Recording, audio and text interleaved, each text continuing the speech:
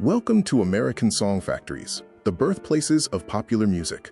This video explores the legendary centers where American popular music was crafted, marketed, and transformed into a cultural phenomenon that shaped generations. This video is brought to you by the Series of Thoughts team as part of their music studies program. Chapter 1. The Dawn of American Song Factories. The late 19th century brought a revolutionary transformation in how music was created and consumed. Song factories emerged as bustling creative hubs where commerce met artistry. What is a song factory? These were physical centers for creative collaboration among songwriters, publishers, and performers. They implemented a mass production model, focusing on efficiently producing sheet music and manufacturing hits. Key locations included Tin Pan Alley and the Brill Building. Tin Pan Alley, New York's musical heartbeat, rose around 1885 on West 28th Street in Manhattan. This stretch became the epicenter of American popular music, earning its name from the chaotic sound of many pianos playing simultaneously. Here we see historic Tin Pan Alley buildings circa 1910 on West 28th Street, NYC, where the soundtrack of America was born. The business of Tin Pan Alley relied on a clear composition strategy, creating catchy tunes with mass appeal.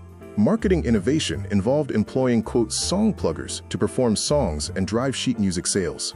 The district also blended diverse styles like blues, ragtime, and vaudeville. Iconic Tin Pan Alley figures include Irving Berlin, who wrote hits like White Christmas, and George and Ira Gershwin, known for I Got Rhythm. Harry and Albert von Tilzer and George M. Cohan also created enduring American anthems. Tin Pan Alley had a profound cultural impact, shaping American musical taste for decades and defining the soundtrack of daily life. Its songs captured social themes of the era, and its influence extended to Broadway and early Hollywood. Chapter 2. Beyond Tin Pan Alley, other American song factories also thrived. While New York dominated, regional centers contributed unique flavors to the nation's musical landscape. Philadelphia was a regional powerhouse, competing with New York. Its scene specialized in sentimental ballads and incorporated early jazz and blues from its vibrant African-American community, producing nationally competitive hits. The Brill Building at 1619 Broadway became Tin Pan Alley's successor. Its golden age in the 1960s focused on teen-focused pop, with icons like Carole King and Sedaka creating hits. The focus shifted from sheet music to radio and record sales. The Brill Building in NYC was the bustling hub of 1950s and 60s pop songwriting, where a new generation crafted the soundtrack of teenage America. The songwriting assembly line relied on contracted composers and lyricists. Publishers used market research to guide talent toward commercial styles. Songs were also subjected to testing and refinement to ensure hit potential. The role of women and minorities grew, though they faced barriers. Pioneering women like Dorothy Fields and Cynthia Weil proved they could craft hits. African-American composers enriched popular music with essential jazz, blues, and gospel influences. Chapter 3. The decline and legacy of song factories. By mid-century, the traditional song factory model faced unprecedented challenges from technology and changing cultural preferences, marking the end of an era. Technological shifts, like radio and phonographs, disrupted the sheet music business. Cinema created new distribution channels. Crucially, the rock revolution empowered artists to write their own material, reducing reliance on professional songwriters. Today, there are preservation battles to save Tin Pan Alley's historic buildings. Development threats loom, but preservationists fight for landmark status to protect these irreplaceable structures, representing the birthplace of American popular music. Modern-day Tin Pan Alley buildings show the passage of time, serving as a poignant reminder of ongoing efforts to preserve America's musical heritage.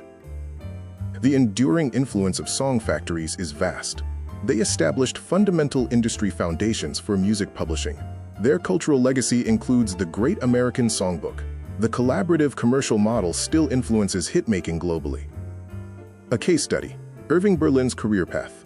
He rose from immigrant beginnings through the Tin Pan Alley system, composed over 1,500 songs, and achieved enduring success spanning Broadway and Hollywood's golden ages. The Brill Building Sound case study showcases legendary songwriting teams like King and Goffin. Their music featured strong melodic hooks and relatable lyrics about teenage life, setting templates for pop music that continue to influence contemporary production. Song factories profoundly shaped American culture, reflecting urbanization and social change. Music became a powerful storytelling medium and helped forge a uniquely American cultural identity with a shared musical language. American song factories achieved a global reach. Tin Pan Alley hits were covered worldwide, establishing American dominance in entertainment. The songwriting factory model was exported and adapted by other countries, seeking to develop their own commercial music industries. Chapter 4. The Future of Song Factories' Legacy. The digital revolution changed music creation, but the fundamental principles established by these historic factories remain surprisingly relevant today. Today's virtual hubs and digital platforms echo song factory principles of intensive collaboration, market focus, and rapid production cycles. The enduring spirit of crafting commercially viable music lives on in every contemporary hit.